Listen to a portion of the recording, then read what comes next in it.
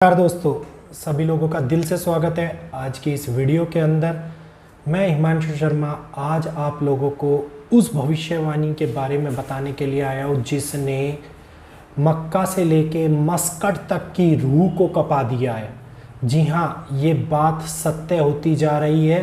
क्या हकीकत में अब उनका अंत सामने आ गया है कि जिसके बारे में लिखा हुआ था कि माँ की चित्कार के बाद में मलेच्छों का अंत शुरू हो जाएगा, तो क्या ये हकीकत में घटना घटित होनी शुरू हो गई है? क्या सऊदी कंट्रीज़ के अंदर ऐसा कहर टूट रहा है कि जिसका उनके पास में इतनी बड़ी टेक्नोलॉजी होने के बाद भी कोई उपाय नहीं है? सारी बातें आज आप लोगों को बताऊंगा, एक एक बात प्रूफ के साथ में बताऊंगा। तो स्टार्ट कर रहा हूं अपनी वीडियो को।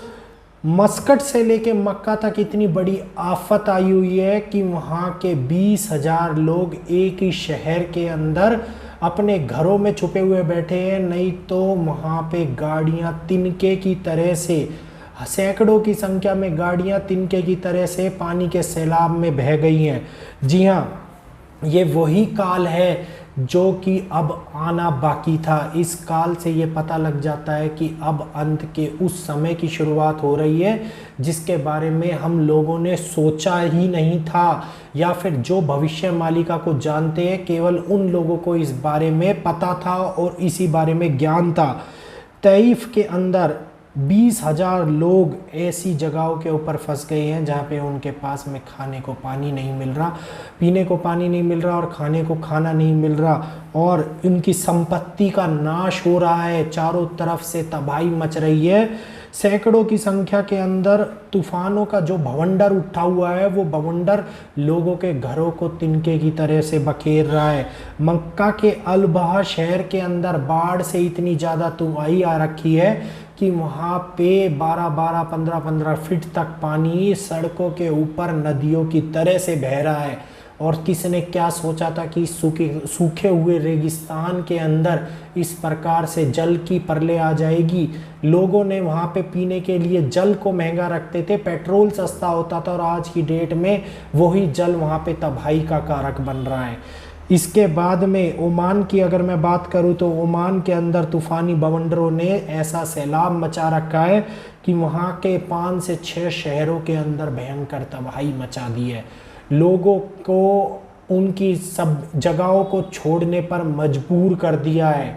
वहाँ से सुरक्षित स्थानों पर जाने के लिए सरकार ने रेड अलर्ट घोषित कर दिया है। मस्कट के अंदर भी ये बोल दिया है कि रेड अलर्ट है, निकल जाओ। निजोहा शहर के अंदर भी ये कहानी हो गई है कि ऑरेंज अलर्ट घोषित कर दिया गया है। सऊदी के निजोहा और मस्कट के अंदर जब इतनी बड़ी तबाही आ रही है तो किस प्रकार से आप लोग इस बारे में इस घटना को देखेंगे, क्या हकीकत में घटी हुई वो इंदू के बाद में बिंदु और 2023 के फरवरी के अंदर जो माँ की चित्कार की आवाज़ सुनाई दी थी, क्या वही संकेत इसी की ओर इशारा कर रहे थे? क्या आने वाला समय इन लोगों को बहुत ज़्यादा विपदाओं को झेलना पड़ेगा? क्योंकि फैलती हुई सभ्यता का अंत होना ज़रूरी होता है। किस पर हर चीज़ को इसके ऊपर बैलेंस करना ज़रूरी होता है। तो अलबहा शहर के अंदर सोचा भी नहीं था, अलबा शहर के अंदर स्विट्ज़रलैंड की तरह से बर्फ़ की चादर ढक गई है।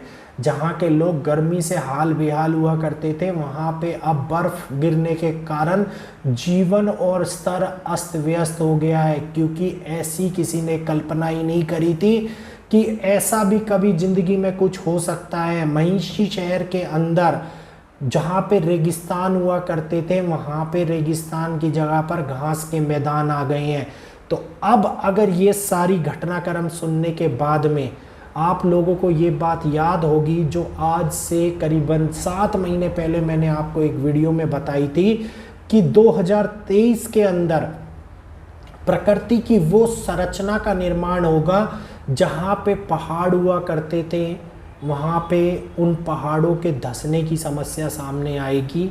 रेगिस्तानी शहरों के अंदर, रेगिस्तान के अंदर घासें उगने लग जाएंगी, जहाँ पे सूखा हुआ करता था वहाँ पे जल भराव और बाढ़ की समस्या सामने आएगी। तो भविष्य मालिका में लिखी गई इस भविष्यवाणियों ने हकीकत में आज की डेट में हम सबको ये साबित करके दिखा दिया है कि ईश्वर के आगे किसी की नहीं चल सकती। जो लोग अपने आप को ईश्वर से बड़ा समझने का प्रयास करते हैं उनके सामने महातबाही का रूप निकल के आ जाता है, और ये महातबाही चारों ओर अंत का वो मंजर फैला देती है। वो विपदाएं लोगों के सामने ले आती है कि वो फिर से मजबूर हो जाते हैं कि घास में वो तिनके के समान है। तो ये अंत का मंजर अब शुरू हो चुका है। इसी के साथ साथ ऐसी घटनाएं घट रही हैं पूरे विश्व के अंदर, जिसके बारे में आपको अगली वीडियो के अंदर मैं बताऊंगा।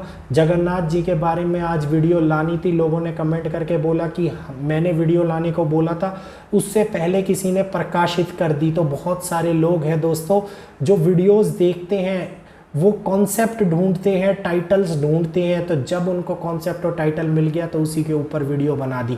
हमने अपनी वीडियो बना के रख रखी है, 2 या 3 दिन के बाद में मैं प्रकाशित करूंगा, एक एक डेट्स के साथ मैं बताऊंगा ताकि क्लैरिफाई हो पाए, सभी लोगों को पता लग पाए कि आने वाले समय के कारण जगन्नाथ जी से, उड़ीसा से क्या क्या संकेत मिले हैं हम लोगों को।